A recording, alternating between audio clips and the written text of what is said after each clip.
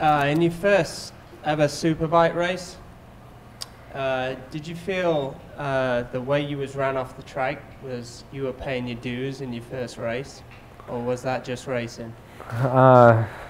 You know, it's one of those things. Because we had been fast, we qualified on pole. It was the first weekend, and I knew I had pace to.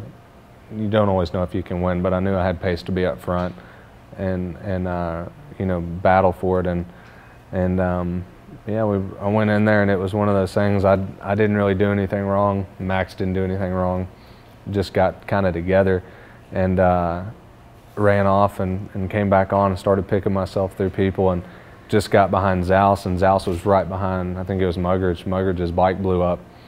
Zaus went left, I went right, I clipped. Muggeridge's bike went again into the gravel trap, and at that point I was like, well, I got this is not a good first race, but I've got to just wipe it away, and is one that, you know, it got the pressure off though. I mean, it was a disastrous race. We won race 2, and it was good, but you know, that's kind of how the season's been. It's always been a lot of highs and lows, and it's made me come back every time and just, you know, forget about what just happened 20 minutes ago, and you know, the Fabrizio guy fireball me in that corner, and just go out in the second race. So we've been doing a good job at that. But yeah, I really did. I felt like it was kind of like I got to get through this, pay my dues, and it's not going to be easy. You know, that's kind of how it was. But did you also find that being American going into a European stage made it a little harder to kind of, you know, get a little respect in the paddock initially? And you know, even having your teammate Mladen over here, did that prepare you for like the mental toughness that's gonna, you know, that you're going through over in Europe? The mental toughness isn't too bad after you race with him for, you know, for 4 years or something. And you know, it was one of those things I was kind of worried about when I went over to Europe.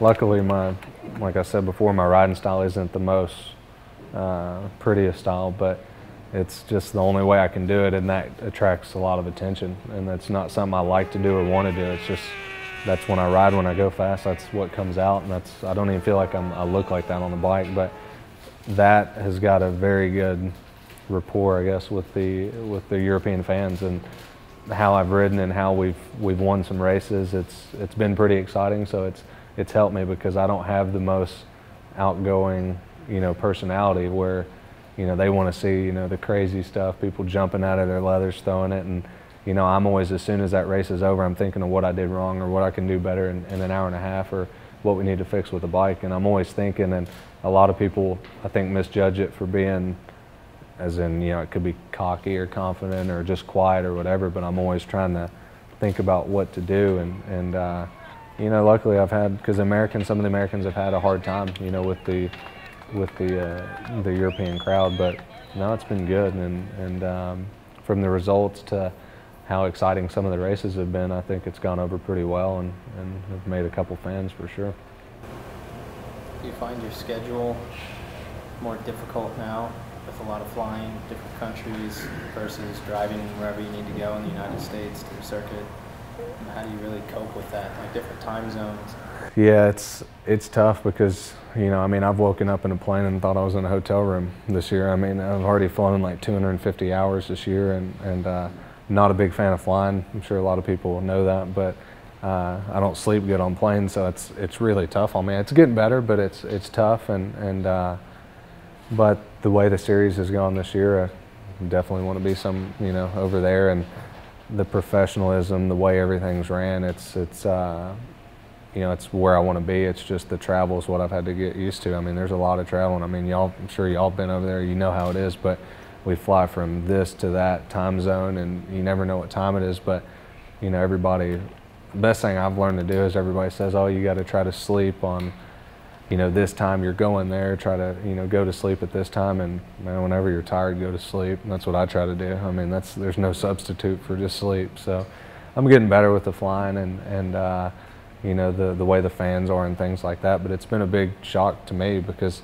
the AMA racing is, the way the Americans look at road racing isn't quite, you know, as high as obviously like NASCAR and football and stuff. But when you go over there, it's up there, and I'm not used to having people go that crazy about it. So it's a good problem, and the traveling it's a good problem to have, but it's definitely different. I've had to learn how to cope with it for sure.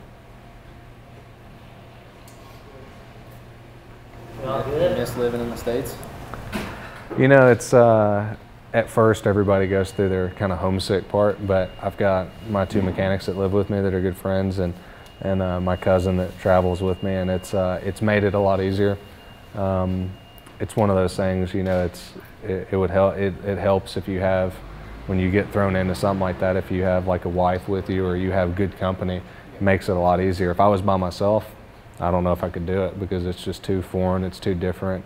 There's too much, you know, it's hard, but I've been really having a good time. The first 2 months were a little bit rough, just kind of, you know, missing back home and stuff like that, but it's pretty fun. I mean, it's just, for me being my age and learning what I've had to learn and the cultures and basically growing up in that way, it's been good. Speaking fluent Italian? No.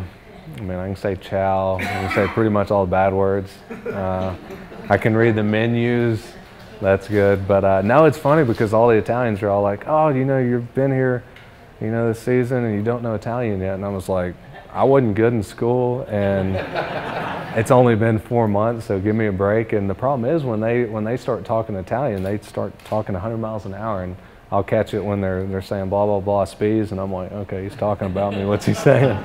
So it's, I need to, that's something I'm gonna do this off season is learn it and try to put it to use. It would help out a whole lot, so. What's your plan for today then? You gonna get in the car? Hell yeah. Yeah, good. And then tomorrow too, you can be here tomorrow? Yeah, I mean, I'm open for, you know, I know y'all are doing y'all school or whatever, but if anybody has questions, I'm just here hanging out. I mean, I've got some off time, so any questions, yeah, it's good. I'll be around. Out of the 2 things that the champions do, they can go really, really fast, and they can ride consistently. What's the most important? Fast or consistency?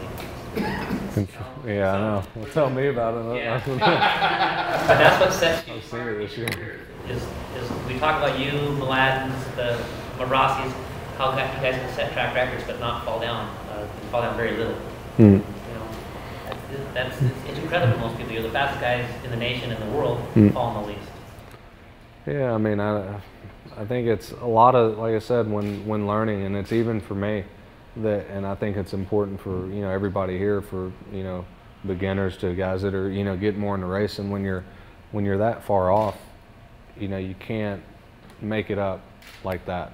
You know, you just got to take out little sections that you got to break down corner by entry, middle of the corner to exit, to, you know, how late you're braking, to picking up the throttle, to letting off the brake sooner.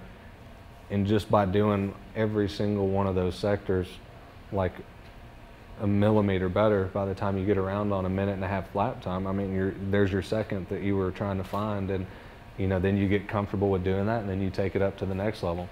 And that's really, you know, when I'm learning tracks or when I'm struggling or even when I'm just trying to get faster, I mean, you just, even when you think you're at the limit, if you just do those little things that little bit better, I mean, it's 0.2 a lap, and 0.2 for me, you know, on a 24-lap race that could be a race win. So it's important to, when you're doing stuff, to take it small steps, and by the end of the day, you're going to be a whole lot more consistently faster than going out and just bombing one section and doing this lap time and being proud of it. It's doing it every lap, you know, and being comfortable with it.